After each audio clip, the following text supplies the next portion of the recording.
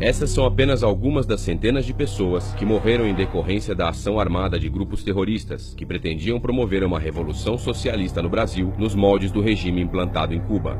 Esses grupos eram formados por pessoas que hoje fazem parte da política nacional. Entre eles, Dilma Havana Rousseff, integrante das organizações guerrilheiras POLOP.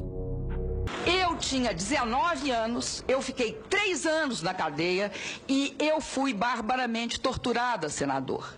No Brasil, foram criadas 29 organizações guerrilheiras, onde Fidel Castro vislumbrou expandir sua revolução comunista. O Partido Comunista Brasileiro acertara com Fidel Castro o envio de jovens brasileiros para o treinamento de guerrilha em Cuba, com a finalidade de preparar quadros revolucionários que desencadeariam a luta armada no Brasil. A esquerda brasileira, decidida a tomar o poder à força e em curto prazo, passou a adotar táticas terroristas, executou na capital mineira vários assaltos a agências bancárias e atentados à bomba. Só no Rio de Janeiro, a ALN, para aumentar os seus recursos financeiros, praticou 30 assaltos, sendo a maioria deles contra as agências bancárias. Além de ser companheiro da Dilma por esse tempo todo, nós identificávamos muito sempre, importante, gratificante, nós temos vivido muitos anos juntos, para praticarmos ações de expropriação, nós chamávamos dos bancos. Nós íamos buscar dinheiro nos bancos, nós queríamos ter dinheiro para comprar armas. Fizemos ações de quartéis também, alguns quartéis, para pegar armas. No Brasil, todo esquerdista, todos, sem exceção, são vigaristas, mentirosos, canalhas. Isso quando são bandidos, criminosos mesmo. A Dilma Rousseff foi uma das pessoas que participaram do assalto ao cofre da amante do Adhemar de Barros, tá certo? Nos anos 60. Né? E nesse cofre, segundo consta, havia o equivalente hoje aos 20 milhões de dólares. Né?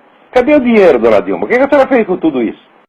Está lá o Carlos Araújo, no final de uma novela Amor e Revolução, confessando que, além de roubos de carga na Baixada com Dilma Rousseff, eles participavam de roubos a bancos e roubo de armas em quartéis. A ALN, juntamente com o Movimento Revolucionário 8 de Outubro, o MR8, sequestrou o embaixador dos Estados Unidos, Charles Burke. Os guerrilheiros exigiram a libertação de 15 presos políticos, dentre os quais se encontrava José Dirceu. A exigência foi prontamente atendida pelo governo militar. Eu voltei 6 vezes para o Brasil durante a ditadura. Entrava armado com passaporte falso, muitas vezes com documentação de terceiro, vivi clandestino aqui 6 anos. Inspirados no marxismo cultural, vários militantes da esquerda brasileira iniciaram a estruturação de uma organização que se infiltrou nas faculdades brasileiras, bem como no meio artístico e cultural, e principalmente nas edições de jornais, setores estes com grande poder de influência sobre a formação da opinião popular. Houve um golpe militar. De fato, eu combati a ditadura militar. Quem chama de ditadura não sabe nada de política, de história. Suspendeu nosso regime democrático. Revogou liberdades democráticas essenciais. Prendeu milhares de militantes políticos e fez com que outros tantos tivessem que sair do país. Nenhum grupo de luta armada defendia a democracia. Não há uma vez a palavra democracia. Todos queriam ditadura proletariada. A divergência seria cubana, algumas vezes de viés soviético, parte desses grupos não tinham muita proximidade com a União Soviética, ou chinesa. A Revolução Cubana fez um mal danado à América Latina, ao Brasil em particular. Aquilo é democracia, aquilo é barbárie. Aquilo é barbárie pura. E eu insisto em mostrar que eles não defendiam a democracia. É uma farsa, nenhuma ação. Ao contrário, quando teve a passeata dos 100 mil no Rio, no mesmo dia, aqui em São Paulo teve o atentado ao 2º Exército, onde morre um menino que estava lá prestando serviço militar, que podia ser eu, por exemplo, né, que tivesse, vamos dizer, prestando serviço militar, jogaram um carro-bomba.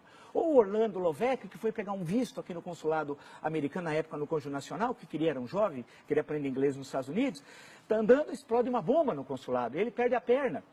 Ele passou anos para receber uma indenização de um salário mínimo. E quem colocou a bomba recebe 4 salários mínimos de indenização. Né? Quem matou um menino aqui no 2º Exército recebe indenização. E são vistos hoje como heróis. Lula. Eu sei que Dilma ganhará. É minha candidata. É minha candidata. É minha candidata. Uma grande patriota sul-americana. Dilma Rousseff. Provavelmente você cresceu ouvindo professores e jornalistas de TV dizendo que no Brasil houve uma ditadura militar e que os comunistas lutaram pela democracia. Os militares que lutaram contra os comunistas para manter a democracia.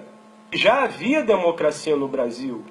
E quando os militares interviram em 1964, os comunistas já estavam tentando chegar ao poder pelas armas desde 1962.